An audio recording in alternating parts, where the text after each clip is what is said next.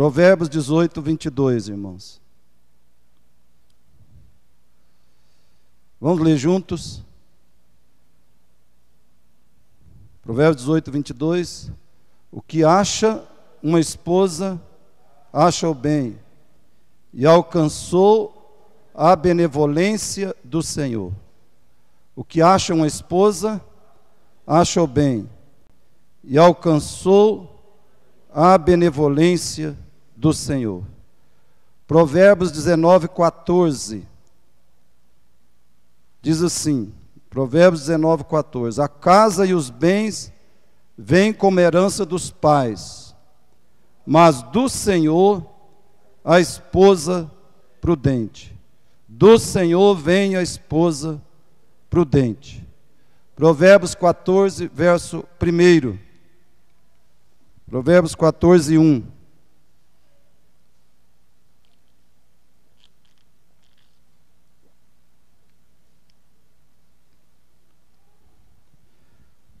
A mulher sábia edifica a sua casa, mas a insensata, com as próprias mãos, a derruba. De novo, a mulher sábia edifica a sua casa, mas a insensata, com as próprias mãos, a derruba. Querido, o que você diria de alguém que declarasse que um carro pode voar?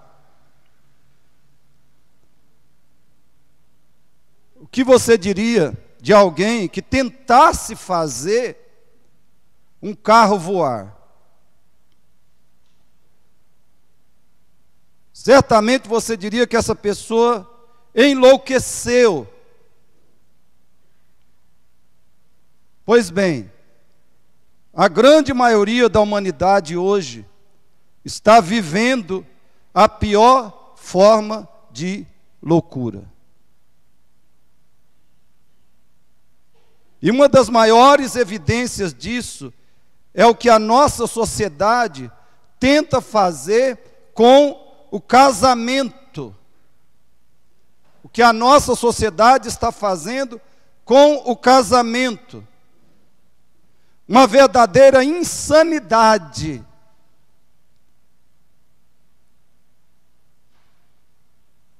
O escritor Larry Christensen diz assim, preste atenção: há pessoas perfeitamente sensatas quanto a tudo mais, que tentam fazer o casamento funcionar de modo contrário à sua natureza.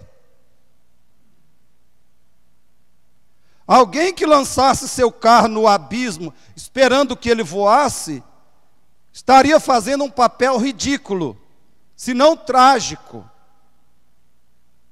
Voar é totalmente contrário à natureza de um automóvel.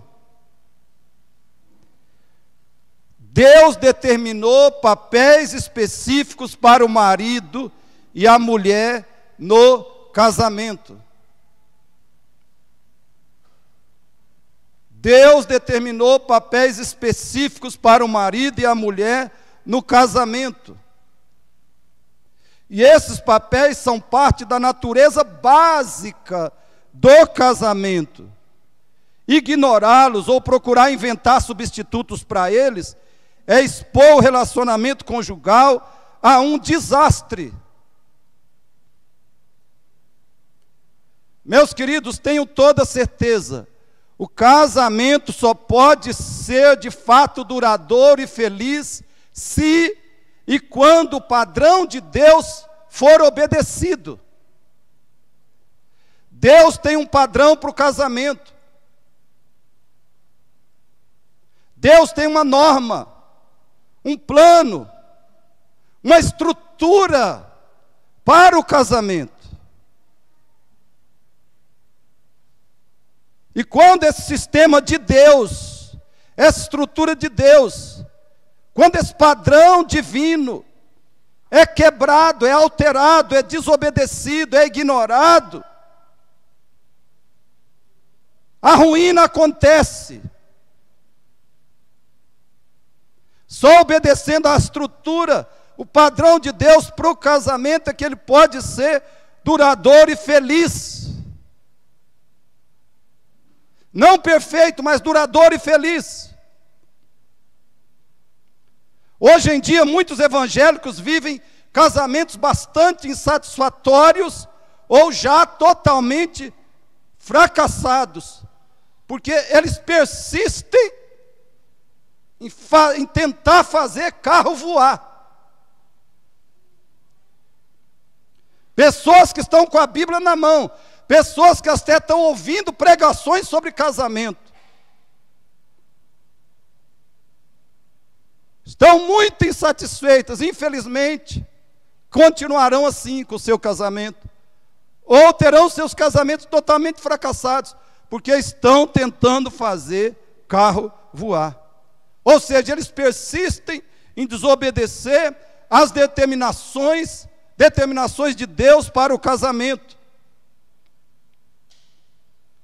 Hoje de manhã, nós tratamos da missão bíblica do marido. Vejamos agora o que é uma esposa sábia.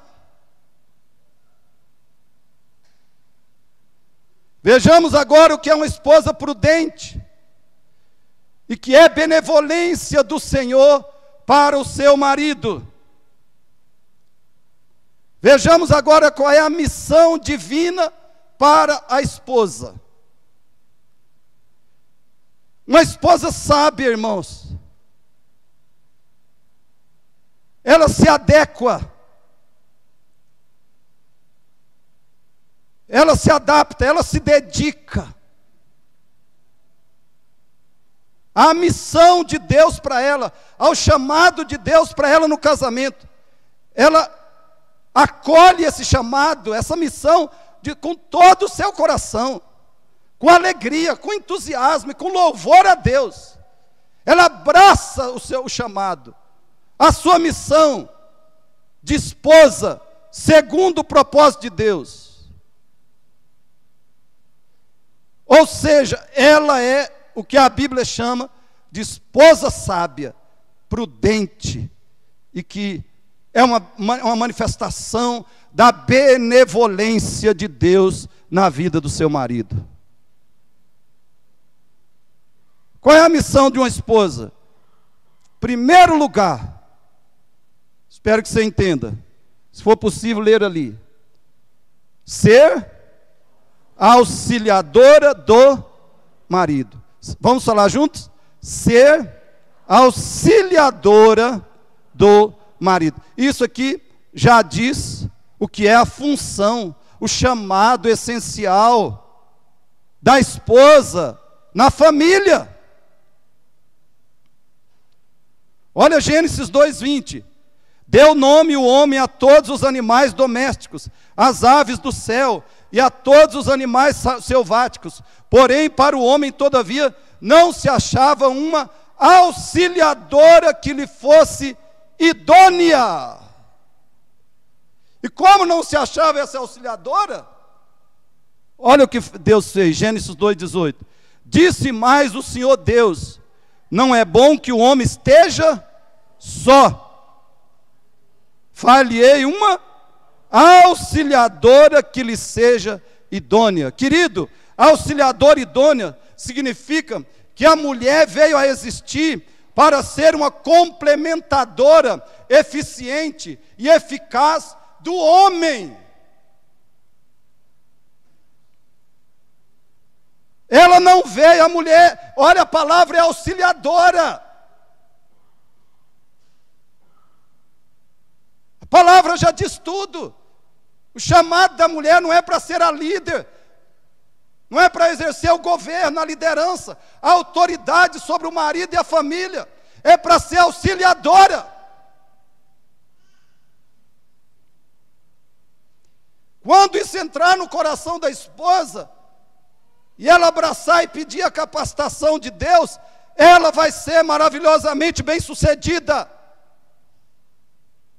Ela vai ser abençoada. Esposa é para ser o complementador eficiente e eficaz do seu marido. É para ser a auxiliadora idônea. Sem a mulher, o homem seria incompleto e incapaz em muitas coisas. Por exemplo, como ele poderia ter filhos e cuidar deles sem a esposa?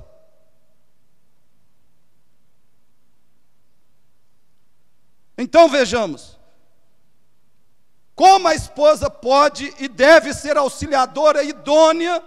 Como é que ela pode ser auxiliadora? E segundo, como é que ela pode ser idônea para o seu marido?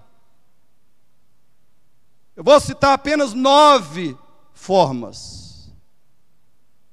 Se você, esposa, não aprendeu, se você aprender, a partir de agora você vai ser abençoada. Se você aprender e praticar. E você que é jovem, moça, adolescente, que quer se casar, aprenda desde já.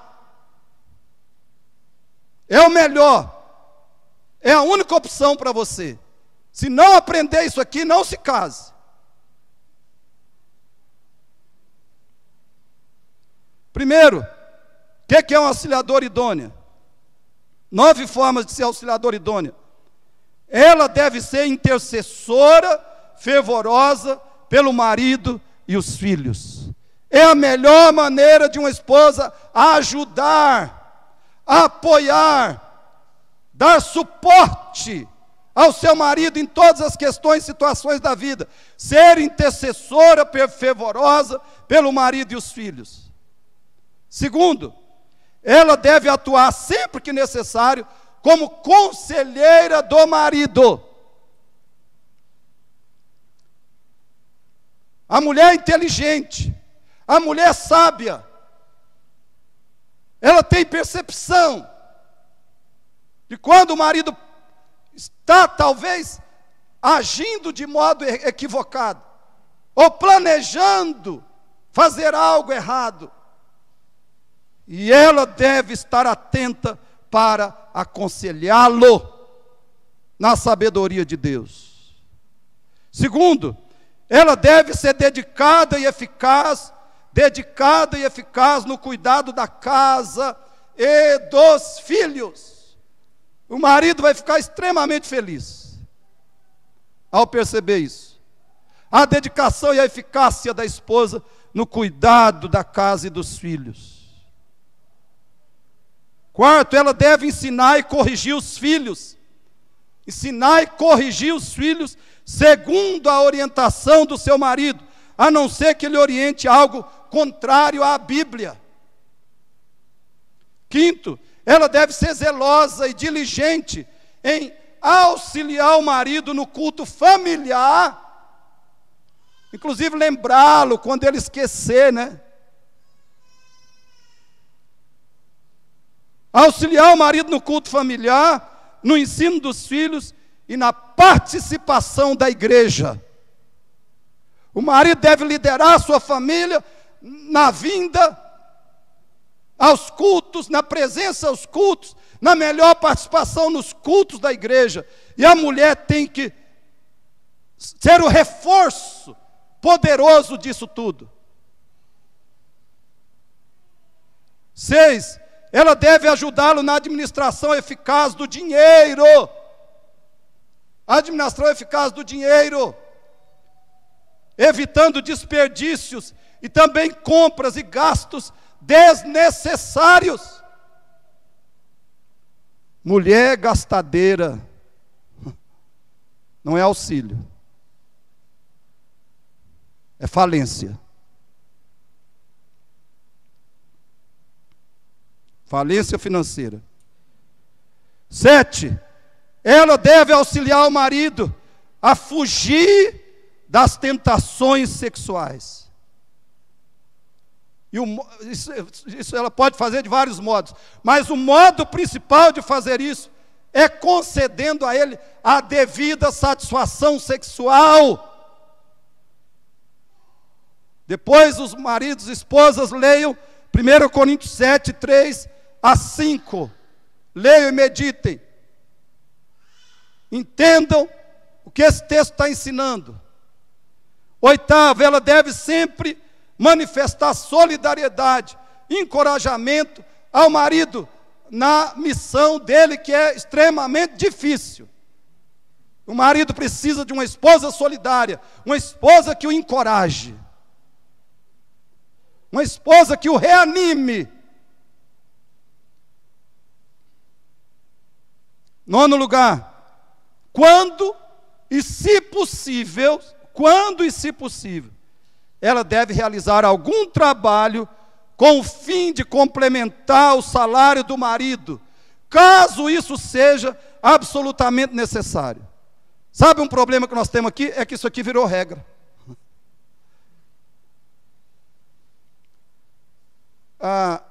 Tem a norma de Deus, que é que o marido seja o sustentador, o provedor, o mantenedor da casa. E aí tem essa ressalva, essa exceção, né? Olha, a esposa pode trabalhar e nesta ou naquela circunstância, e aí pronto. Como tem uma ressalva, como tem uma exceção à regra, as esposas estão pegando isso e transformando em norma absoluta. Trabalhar fora, ganhar dinheiro. Então eu vou repetir, irmãos, a esposa, quando e se possível, ela deve realizar algum trabalho com o fim de complementar o salário do marido, caso isso seja absolutamente necessário. E ela deve lutar para que, se ela tem que trabalhar, que seja a partir de casa.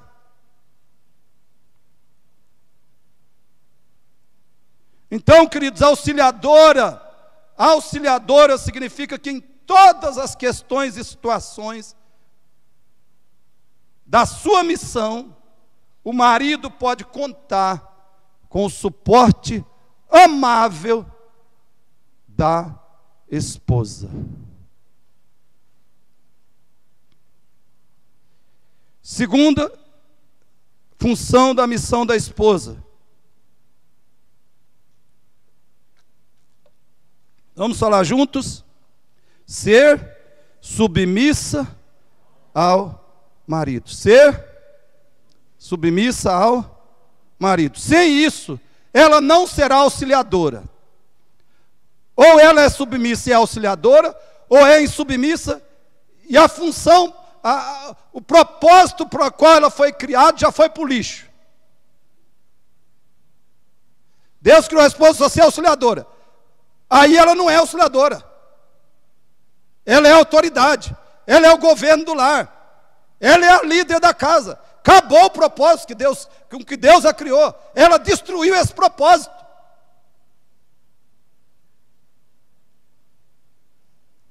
Se ela não é submissa, ela não é auxiliadora.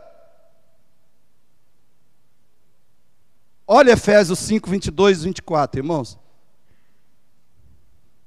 Você vai ver dois apóstolos, os principais apóstolos, ordenando pelo Espírito Santo que a esposa seja submissa ao marido. Aí você tem que escolher, ou esses homens falaram pelo Espírito Santo, ou eles eram machistas. Você escolhe. Só que se eles falaram pelo Espírito Santo, e como eu tenho certeza que foi, e você estiver em desobediência, você vai ter terríveis dores e consequências. Paulo é o primeiro apóstolo, Efésios 5, 22 e 24. As mulheres sejam submissas ao seu próprio marido, como ao Senhor. 24. Como, porém, a igreja está sujeita a Cristo, assim também as mulheres sejam em tudo, não apenas em algumas coisas, submissas ao seu marido.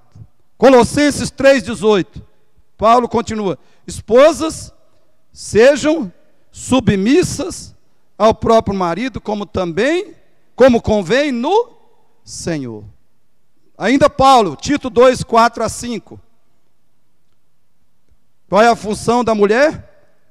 A fim de instruírem as jovens recém-casadas a amarem ao marido e aos seus filhos. Como é que a mulher ama o marido e os filhos? Verso 5. A serem sensatas, honestas, boas donas de casa, bondosas e sujeitas ao marido. Isto é, submissas ao marido, para que a palavra de Deus não seja difamada. Uma esposa submissa faz que a palavra de Deus seja difamada pelo mundo. Uma esposa insubmissa. 1 Pedro 3, agora 1,5. Agora o outro apóstolo. Pedro, não era ninguém, né? 1 Pedro 1, verso 1 e 5. Olha o que ele diz: mulheres, sede vós igualmente submissas a vosso próprio marido, para que se a ele ainda não obedece à palavra de Deus, seja ganho, convertido a Cristo, sem palavra alguma, por meio do procedimento da sua esposa. Verso 5. Pois foi assim também que a si mesmas se ataviaram outrora as santas mulheres que esperavam em Deus, estando submissas ao seu próprio marido. Queridos, por quê? Porque muitas esposas têm resistência ao conceito de submissão no casamento.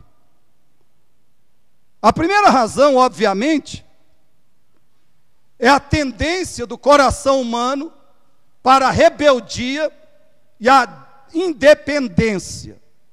Essa é a primeira razão que as mulheres, muitas, têm grande resistência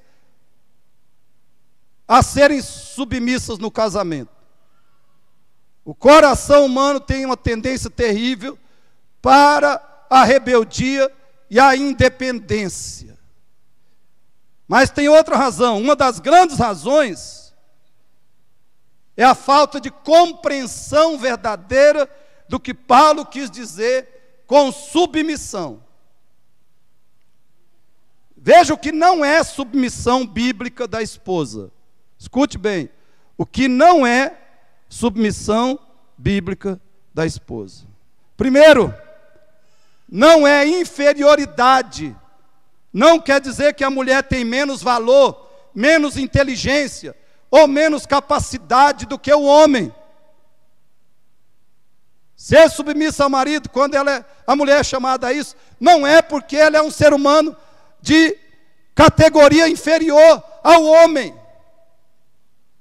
Segundo, submissão não é escravidão.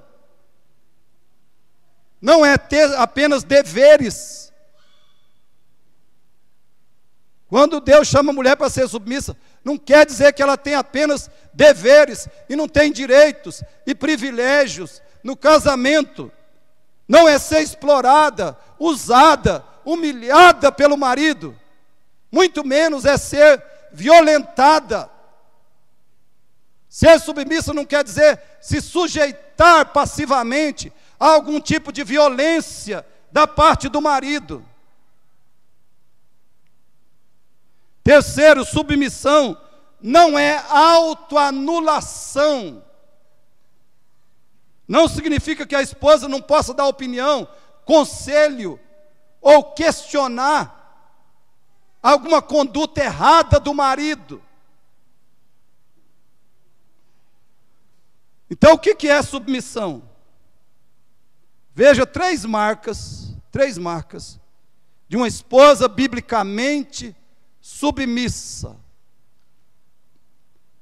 Primeiro, você vai poder ler comigo. Em primeiro lugar, juntos, a esposa submissa é aquela que não usurpa a autoridade ou liderança do marido. Ela não toma para si, ela não rouba, ela não usurpa a autoridade ou liderança do marido na família. Ela permite que o marido realmente governe e lidere a sua casa. E ela segue essa liderança. Ela respeita a autoridade do marido. Ela não contesta isso. E não tenta manipular o marido para que ela controle, para que ela exerça a autoridade. Tem mulher muito manipuladora, queridos. Os maridos ficam espertos, espertíssimos.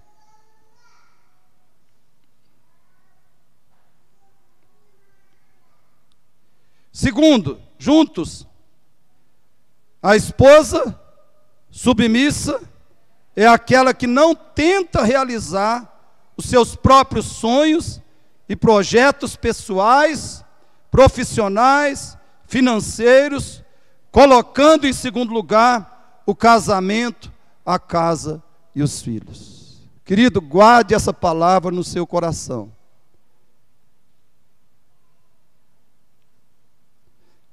A esposa submissa é aquela que não tenta, nem sequer tenta, realizar os seus próprios sonhos e projetos pessoais, profissionais, financeiros, colocando em segundo lugar o casamento, a casa e os filhos. A esposa submissa não é feminista. Terceiro, fale comigo. A esposa submissa é aquela que aceita as decisões e orientações do marido com humildade e boa vontade, sem raiva, murmuração e cara feia. Tira essa cara de Caim, minha irmã. Você é submissa, acaba com essa cara de Caim. Lança ela fora em nome de Jesus. Receba as orientações. Receba as decisões do seu marido com alegria, com gratidão, com um sorriso no rosto. Mesmo que você não goste.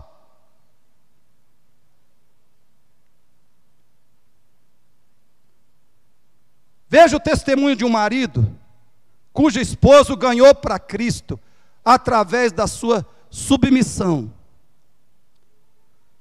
Um grupo de homens estava estudando um texto bíblico a respeito do casamento.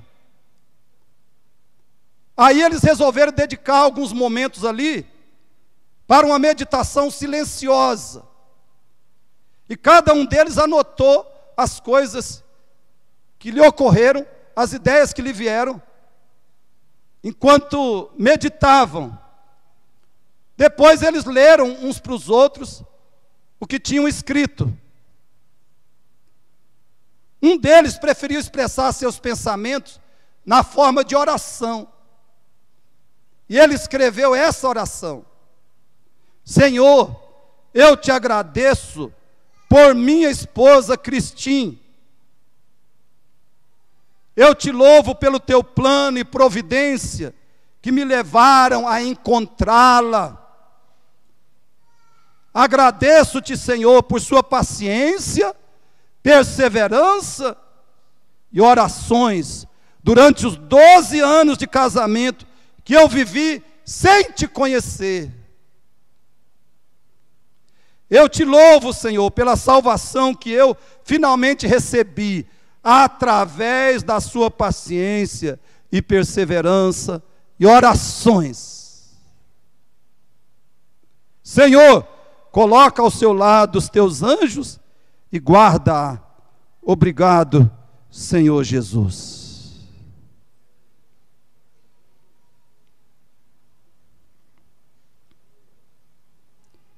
Querida irmã, o seu marido poderia orar dando graças a Deus pela sua submissão bíblica?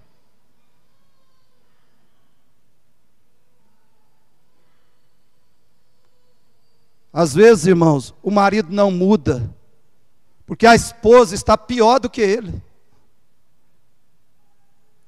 O marido é incrédulo, e a esposa tem o nome de crente, mas ele não se converte, porque a esposa é mais incrédula do que ele, embora seja evangélica. As suas atitudes, suas palavras, suas reações, seu modo conviver com o marido não é cristão, não é bíblico, não é espiritual, é carnal. Não tem marido que vai se converter assim.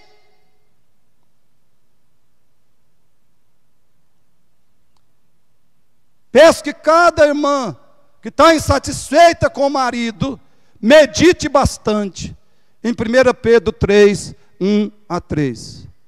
1 Pedro 3, 1 a 3. Pedro diz: a mulher ganha, conquista o marido, conquista a conversão, a transformação espiritual, a santificação dele. É sem palavra alguma, pelo seu procedimento santo, cheio de graça, cheio do Espírito Santo.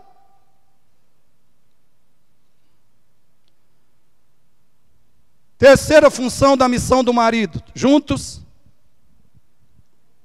ser mãe. Vamos lá? Ser mãe. Se você puder ler comigo 2 Timóteo 1,5. Todavia, a mulher será preservada através da sua missão de mãe. Da sua missão de mãe. Se ela permanecer em fé e amor e santificação com bom senso. Paulo está dizendo, ela será maravilhosamente abençoada, glorificada, recompensada pela sua missão de mãe. Ela ficará extremamente satisfeita, realizada e abençoada por Deus por meio da sua missão de mãe, se ela permanecer em fé, amor e santificação com bom senso. Vejam, queridos, Salmo 28:3. O que diz? Tua esposa no interior de tua casa será como a videira frutífera, teus filhos como rebentos da oliveira, à roda da tua mesa. Querido, escute bem. Nenhum ser humano depende tanto de uma pessoa como depende da mãe. Nenhum ser humano recebe tanto benefício de uma pessoa como recebe da mãe. No mundo natural, não há missão mais elevada e privilegiada do que a missão de mãe.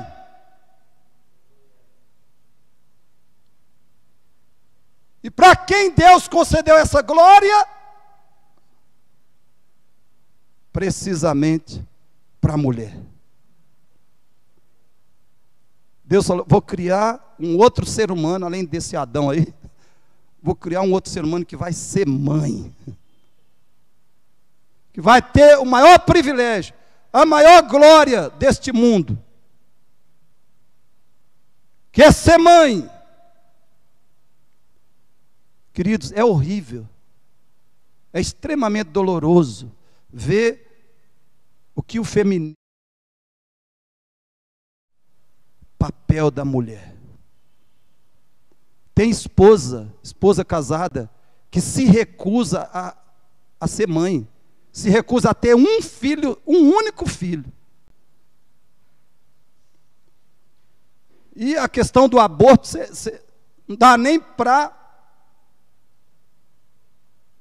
descrever o desastre que é. O privilégio de ser mãe, a glória de ser mãe,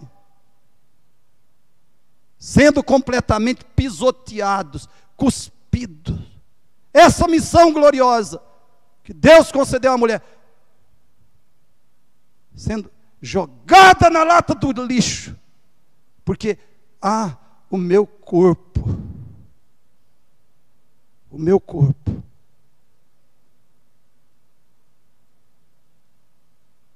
a desgraça indescritível do aborto. Meus irmãos, por que a missão de mãe é tão fundamental? Preste atenção. Primeiro, É essa missão que faz a humanidade continuar existindo. Você já pensou nisso? Que é a missão de mãe que faz a humanidade continuar existindo? Se a missão de mãe for extinta, daqui a 120 anos, a humanidade estará exterminada desse planeta.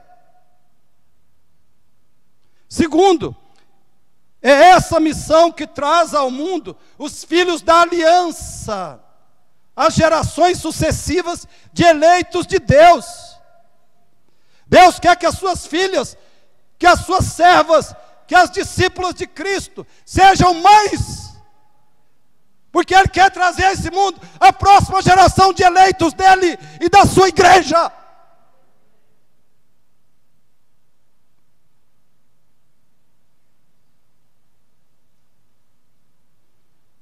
E terceiro, como consequência desse segundo ponto, sem essa missão, queridos, a igreja fica enfraquecida.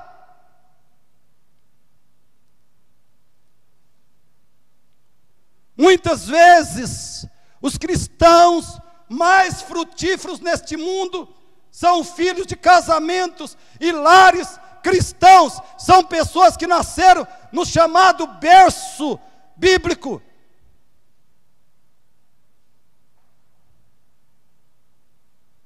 Muitas vezes os cristãos mais abençoados, mais cheios do Espírito, que mais dão frutos para o reino de Deus, que mais abençoam o corpo de Cristo, são filhos de casamentos e lares cristãos.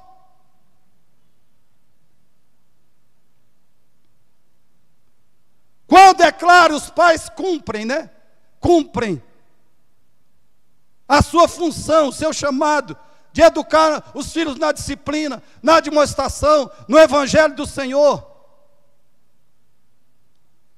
Deus quer, queridos, que a perpetuação e o crescimento da sua igreja aconteçam também pelo processo biológico, que é a reprodução de pais eleitos em filhos eleitos. Quarto lugar, a missão de mãe é fundamental, porque o impacto de uma mãe eficaz sobre a personalidade e a vida de um filho é incalculável. Em todos os sentidos, a mãe faz muito mais diferença na vida de um filho ou filha do que o pai.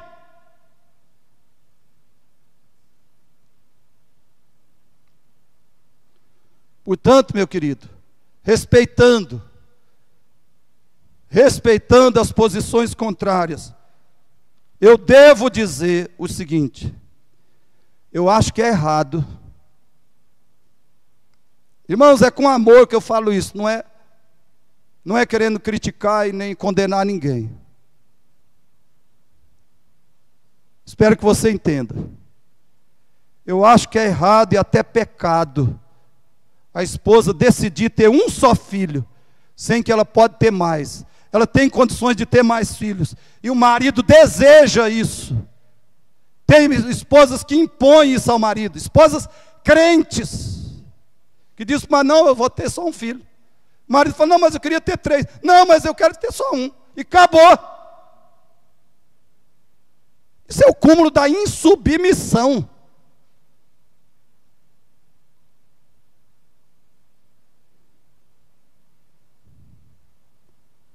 Uma razão que é pecado é que a mulher, a esposa, não tem direito de sozinha decidir quantos filhos o casal vai ter ou deve ter. Irmãos, um casal bíblico cristão devia, antes de falar assim: eu eu só não vou ter nenhum filho, ou vou ter só um, eles deviam orar, eles deviam refletir, eles deviam buscar o Senhor.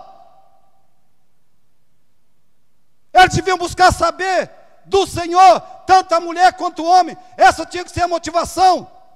Qual é, Senhor, o número de filhos que o Senhor quer que a gente tenha?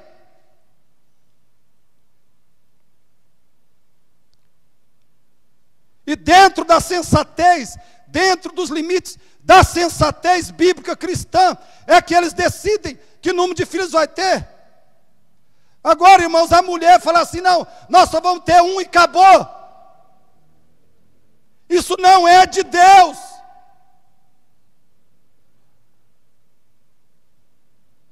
Essa limitação radical de filhos, imposta pela mulher, é uma manifestação do maldito feminismo dentro da igreja. Embora muitas esposas que façam isso, estão inconscientes de que estão sendo influenciadas por essa filosofia maligna.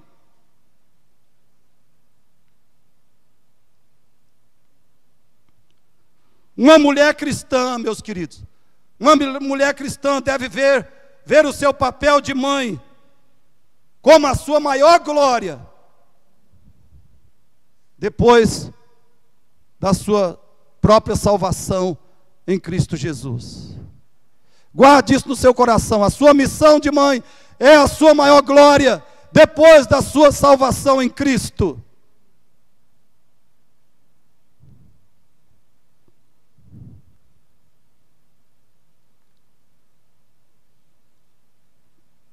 De todo coração, irmão, se eu viver até 100 anos, eu não vou estar pregando aqui com certeza. Mas eu espero chegar aqui e ver um monte de criança enchendo essa igreja. Dos pais dessa igreja e criados nos princípios da aliança.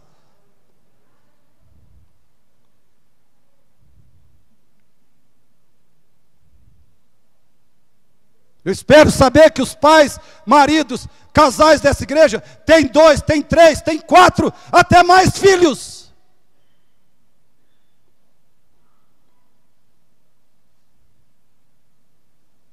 Salmo 128, se você não crê, leia Salmo 128.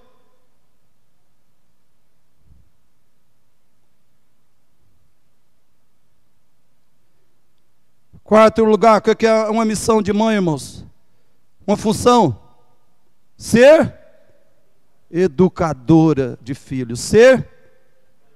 Por isso que a mãe pode ter e deve ter mais de um, se tiver condições físicas, biológicas para isso, evidentemente. Ela só deve ter um filho se ela ficar num filho, se ela não puder ter mais. Pelo menos é a minha opinião. E eu creio que tenho base bíblica para isso. Mas claro que eu respeito quem pensa diferente, quem escolhe diferente.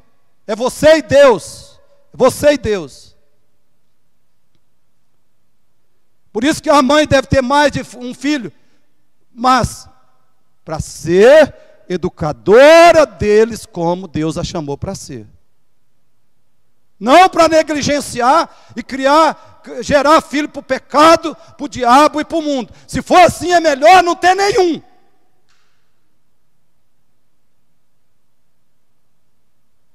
Então a mãe tem que cumprir a sua missão, junto, claro, com essa função que é prioritariamente do pai. A mãe deve cumprir a missão de ser educadora dos seus filhos. Vamos ler 2 Timóteo 1,5, o que diz? Pela recordação que guarda de tua fé sem fingimento, a mesma que primeiramente habitou em tua avó Lóide e em tua mãe Eunice, e estou certo de que também em ti. A fé de Timóteo era uma espécie de fé de uma herança, né? Uma herança espiritual. A avó era piedosa, era serva de Deus, a mãe era piedosa, educou Timóteo na palavra, na verdade do Senhor, e Timóteo era cheio da fé verdadeira, da fé salvadora, por causa da educação que recebeu. Agora eu leio 2 Timóteo 3,15. 2 Timóteo 3,15. E que desde a infância sabes as sagradas letras que podem tornar-te sábio para a salvação pela fé em Cristo Jesus. Desde a infância. Meus irmãos, esse irmão aqui, que se tornou pastor, para quem Paulo está escrevendo, Timóteo, ele teve um dos maiores benefícios que um ser humano pode ter nessa vida. A educação bíblica desde a sua tenridade. E a Bíblia nos diz, quem foi responsável por isso? Sua avó Lóide, sua mãe Eunice. Timóteo era cristão, era fiel a Deus, se tornou até pastor da igreja de Cristo, Paulo escreve 2 cartas endereçadas a ele, porque a sua fé, a sua salvação, seu cristianismo procedeu da educação que recebeu da sua avó e que recebeu da sua mãe. E o rei Lemuel diz que foi a sua mãe que lhe ensinou esses procedimentos: não viver na imoralidade sexual, não ser alcoólatra e praticar o direito e a justiça. Quem puder ler comigo aí Provérbios 31, 1 a 4, 8 e 9. Diz assim, Provérbios 31, 1 a 4, 8 e 9.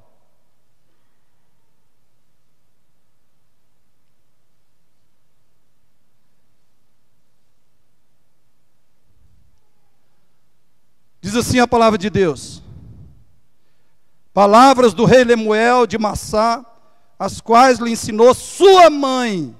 Verso 2, irmãos: que te direi, filho meu, o filho do meu ventre? Que te direi, ó filho dos meus votos? 3, quem puder pode ler comigo. Não des às mulheres a tua força, nem os teus caminhos as que destroem os reis. 4, não é próprio dos reis, ó Lemuel, não é próprio dos reis beber vinho, nem dos príncipes desejar bebida forte, para que não bebam e se esqueçam da lei, e pervertam o direito de todos os aflitos. 8, abre a boca a favor do mudo, pelo direito de todos os que se acham desamparados. Abre a boca, julga retamente, e faz justiça aos pobres e aos necessitados. Aprendeu com quem? Com a sua mãe. Mas, meus irmãos, a função principal da mãe educadora, e evidentemente também do pai, é comunicar o Evangelho, a pessoa e obra redentoras de Cristo ao seu filho. Querido, preste atenção nisso. A função principal da mãe educadora e do pai é comunicar o Evangelho de Cristo aos seus filhos. Toda mãe cristã precisa dominar o real significado da vida e da morte de Cristo e repeti-lo incansavelmente aos filhos, até que eles mostrem pela sua vida transformada, até que eles mostrem pela sua devoção a Cristo, à igreja e ao seu reino, que eles entenderam a mensagem.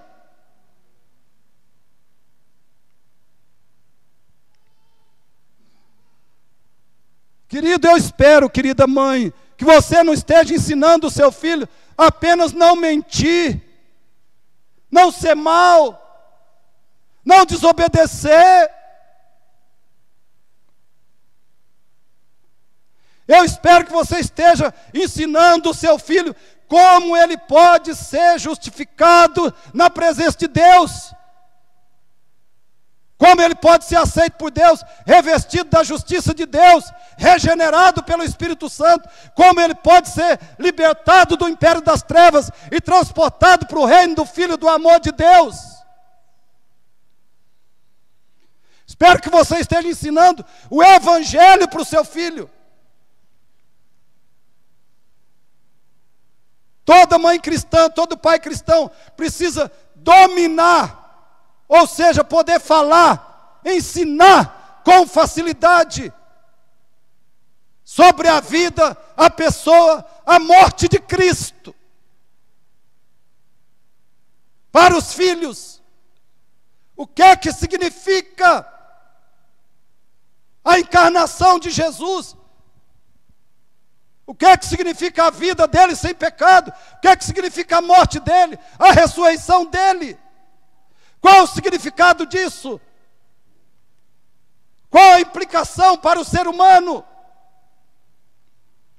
E os pais precisam explicar isso aos filhos repetidas vezes, incansavelmente. Apresentar Jesus Cristo, sua perfeição, sua vida de absoluta obediência a Deus sem pecado, sua morte na cruz, carregando sobre si a ira de Deus, a sua ressurreição, a sua ida para os céus, a sua segunda vinda, para julgar vivos e mortos. O que significa isso para o ser humano? E qual deve ser a reação do ser humano? A resposta do pecador a isso, querido, você precisa repetir isso para o seu filho, incansavelmente, até que você veja a transformação do poder, do sangue de Jesus, da obra do Espírito Santo, no coração dele, na vida dele, até que você veja que o seu filho está cheio de devoção, cheio de anseio por Cristo, pela igreja, pelo reino de Deus, pelas coisas de Deus.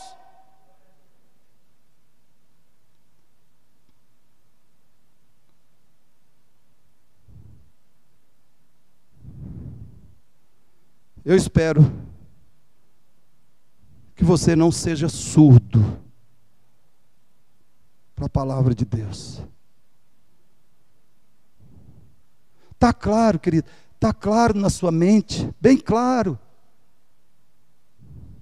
E está bem vivo no seu coração o que significou a segunda pessoa de Deus nesse mundo. O que significou a vida dele sem pecado? O que significou a morte de cruz dele, a ressurreição dele, a ascensão dele? Está claro para você o significado disso? A implicação disso para o homem pecador? É disso que você precisa, acima de tudo, encher o coração, encher a mente do seu filho, constantemente, até que você veja, a luz brilhou, a luz do Espírito Santo resplandeceu no coração e na vida dele, a cegueira, as trevas do diabo saíram. Meu filho ou minha filha agora é convertido, é salvo, é uma criança de Deus, ou é um adolescente de Deus, ou é um jovem de Deus. Ele está salvo, ele não só vai na igreja, ele ama Cristo, ele ama a palavra, ele ora, ele louva de coração, ele obedece a Deus.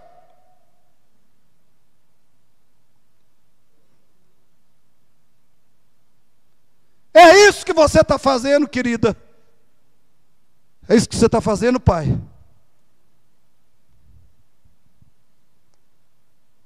Ouça também isso. Outra função essencial da mãe é cuidar da formação integral de suas filhas,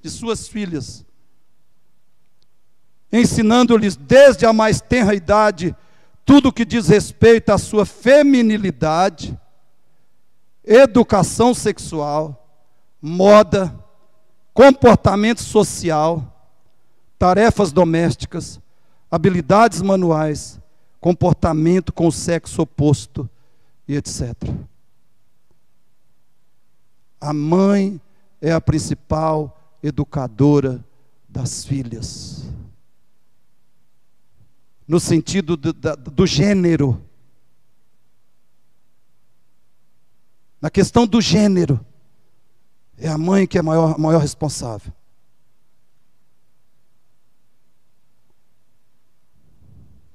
Nas questões gerais é o pai, mas na questão de gênero é a mãe.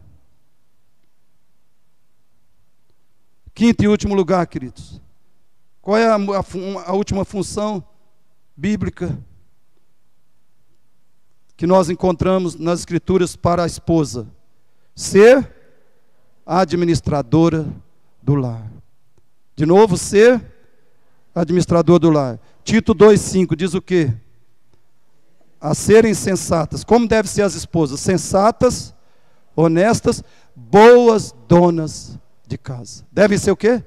Boas donas de casa. Bondosas, sujeitas ao marido, para que a palavra de Deus não seja difamada. 1 Timóteo 5,14.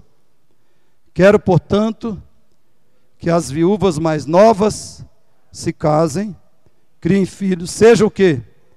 Boas donas de casa. Boas donas de casa. E não dê ao adversário ocasião favorável de maledicência. E depois você leia e medite bastante, irmã. Medite muito. E ore a respeito de Provérbios 31, 10 a 31. Meus irmãos, em Provérbios 31 nós temos uma demonstração prática do padrão bíblico para o casamento. Quer uma ilustração? Quer assim, conhecer na prática o que é um casamento bíblico, o que é um casamento cristão? Quer um exemplo prático, um modelo do que é um casamento cristão? Leia, estude, medite, entenda Provérbios 31, 10 a 31. A missão do homem, nesse texto, nós aprendemos isso. A missão do homem tem dois focos. Dois focos. Fora de casa, como profissional, provedor, e dentro de casa, como autoridade, sacerdote, profeta, protetor, e tudo que lhe compete junto à família. Então a missão do homem, nós aprendemos em toda a Bíblia, mas principalmente em Provérbios 31. A missão do homem tem dois focos, fora de casa e dentro de casa. Não é a esposa dentro de casa e o homem fora, não. É o homem fora e também dentro. Agora, a missão da mulher tem apenas um foco, um centro, dentro de casa. Dentro de casa. Como esposa, mãe, educadora, administradora do lar, e tudo que ela puder fazer a partir dali. O foco do homem são dois: fora de casa, profissional e provedor; dentro de casa, protetor, autoridade, líder, sacerdote, profeta, como nós vimos hoje de manhã. E o foco da mulher, dentro de casa: esposa, mãe, educadora, administradora. E tudo que ela puder fazer a partir da própria casa. Meus queridos, a mulher de Provérbios 31 é o modelo cristão de dona de casa, esposa e mãe. Você quer um modelo cristão de dona de casa, esposa e mãe? Leia, estude, entenda Provérbios 31, 10 a 31. Essa esposa de Provérbios 31 tem pelo menos 21 características ou virtudes que devem compor o modelo, a inspiração e o propósito da esposa. Olha aqui, 21 virtudes que devem compor, querida, o seu modelo, a sua inspiração e o seu propósito como esposa. 21 virtudes. Vou apenas te dar a lista. São elas: submissão. Essa esposa de Provérbios 31 não faz nada sem que o seu marido esteja plenamente ciente e de acordo. Primeiro item, virtude dessa mulher: submissão, dedicação, disposição, trabalho, organização. Olha como a casa dessa mulher é organizada. Piedade, temor a Deus e obediência. Que é piedade? Ela é cheia disso. Integridade, criatividade, generosidade, beneficência. Ela faz bem, ela faz o bem para todo mundo. Ela é o bem, não é que ela faz, ela é o bem. Todo mundo que tem contato com essa mulher é beneficiado, é abençoado. É uma marca poderosa dela, beneficência, iniciativa, empreendimento, prudência, previdência, otimismo bíblico, confiança e esperança em Deus, paciência, perseverança, sabedoria, discrição. Uma mulher extremamente discreta. Discrição, beleza espiritual, beleza interior. E por causa dessas 20 virtudes, a última dela é valor. Mulher extremamente preciosa. Diz o texto, né, o seu valor excede de finas joias.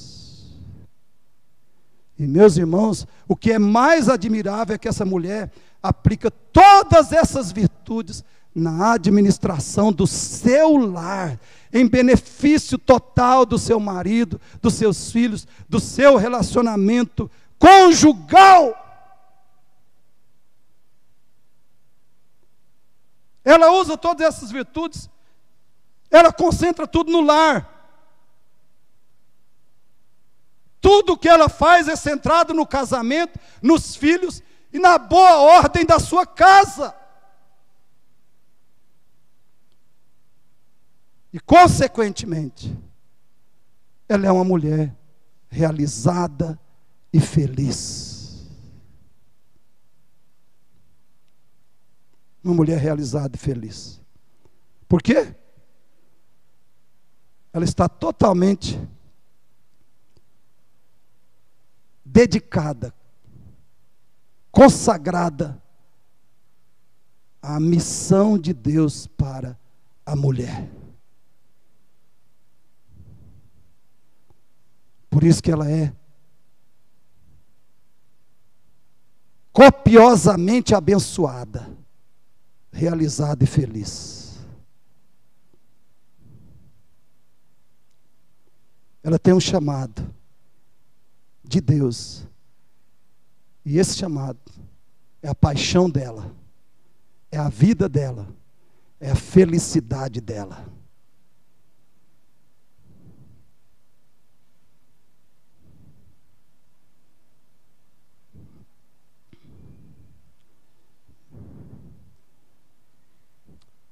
Queridos e queridas irmãs, como você deve praticar essa mensagem?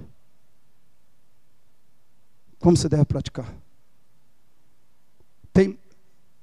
É claro que eu não vou falar todas as formas, mas vou falar as formas básicas.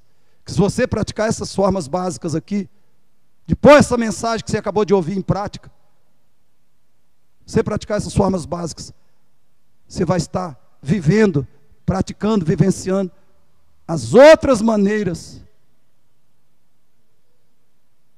de essa mensagem, de encarnar essa mensagem, essa palavra de Deus. Primeira forma, fale comigo.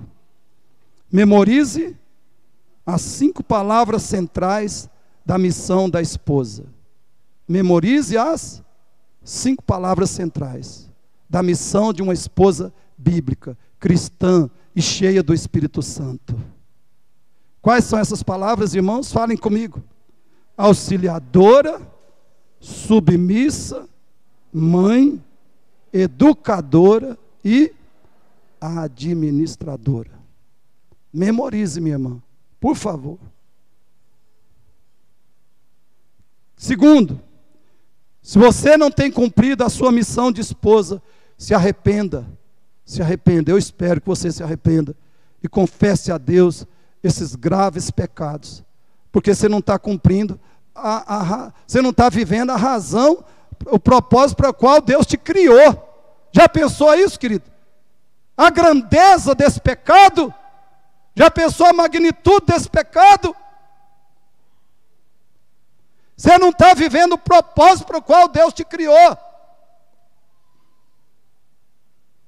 Se você não tem cumprido sua missão de esposa, se arrependa agora, hoje. Confesse a Deus esses graves pecados. Terceiro, estude bastante sobre os 5 tópicos. As 5 funções da sua missão, do seu chamado na vida. Estude bastante essas 5 funções, buscando compreendê-las e praticá-las cada vez mais. Pratique a palavra de Deus. Até porque, como eu falei hoje de manhã, queridos, se nós estamos recebendo aqui a palavra do Senhor, nós estamos mais do que conscientes do que é o marido bíblico, do que é o marido cristão, do que é o chamado de Deus para o marido. Sabemos o que é o chamado de Deus para uma esposa. Se nós não praticamos, a nossa condenação aumentou muito agora.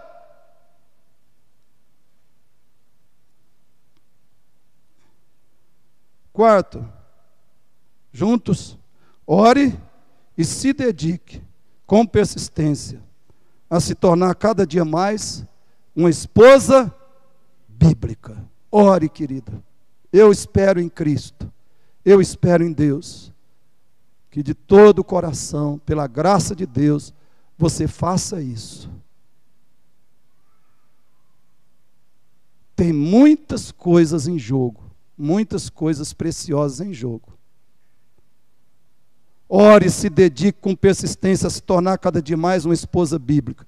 E você que não é esposa ainda, mas quer ser, já encha o seu coração disso.